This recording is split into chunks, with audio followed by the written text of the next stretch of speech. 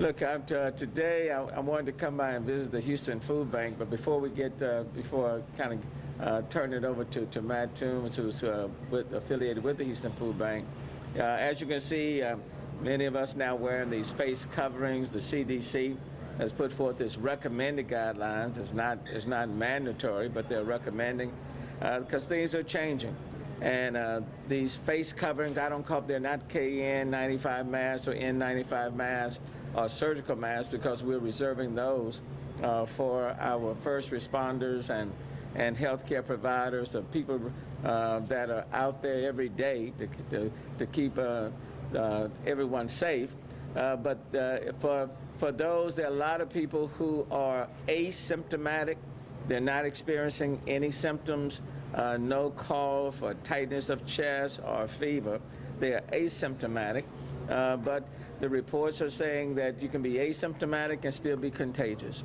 And so the purpose of the face coverings is not necessarily to protect yourself, but it's to protect others from getting something when you're asymptomatic.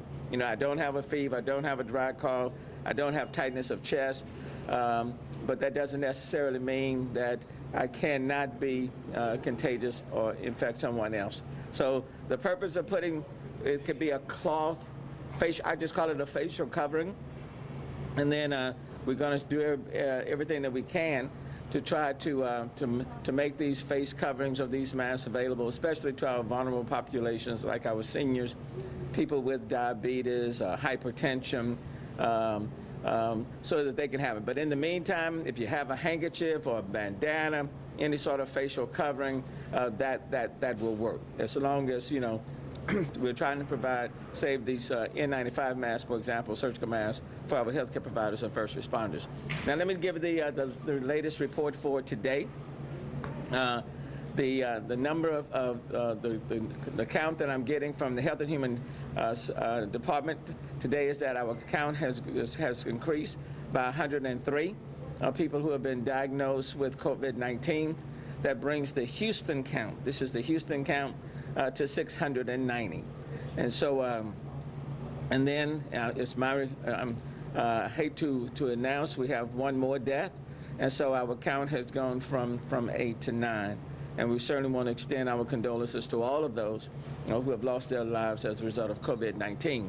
The ninth person that has died in the Houston area was in his 60s with underlying medical conditions. So we want to do everything we can to reduce the number of people who are infected with COVID-19. We want to do everything within our power to keep people from dying as a result of COVID-19. And so, again, asking people to continue to engage in social distancing, to stay home. And if you go out to the grocery stores, to the parks, wherever you may be going, just be mindful of engaging in social distancing, because that is what, in the end, is what's going to help to bring us out of this situation and for us to get back to some normal life as quickly as possible. So let me thank people for complying. I've been driving around the city of Houston today, riding around and looking and kind of assessing where things are. The weather, of course, is helping to keep the traffic low. And so I want to thank God for that. But let me thank everyone for what you're doing. Now, the Houston Food Bank is critical because there are a lot of people in our region, in the city, in the region, who are unemployed, been laid off. They're not receiving a paycheck at all. And so I'm equally concerned about the food insecurities that exist. There are a lot of people, low-income individuals, seniors and others, children, that need to eat. They need nutritious food. That's very, very important. And I want to thank the Houston Food Bank for just being an awesome partner. If you want to think about it, some place where you can contribute or volunteer, there's no better place than the Houston Food Bank. And they are operating 7 days a week and running pretty much 23 hours a day. 23 out of 24 hours. The number of their volunteers has gone down because of this virus. And so that's why we want to make sure, for example, we want to make sure that their volunteers are safe. And so for their volunteers and for their employees, if you have any, facial coverings, masks that they can utilize for their volunteers, let's remember the Houston Food Bank, because they're the ones who are preparing these meals for our seniors, for our children. They're supplementing our school districts, for example, in their food distribution centers.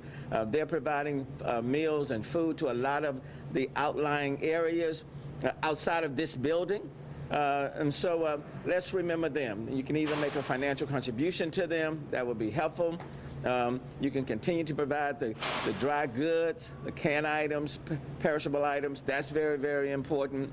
Volunteers are important, and we want to make sure that the people who are coming to volunteer, that you have those masks and those things that are needed to keep you safe and to keep others safe as well. So let me just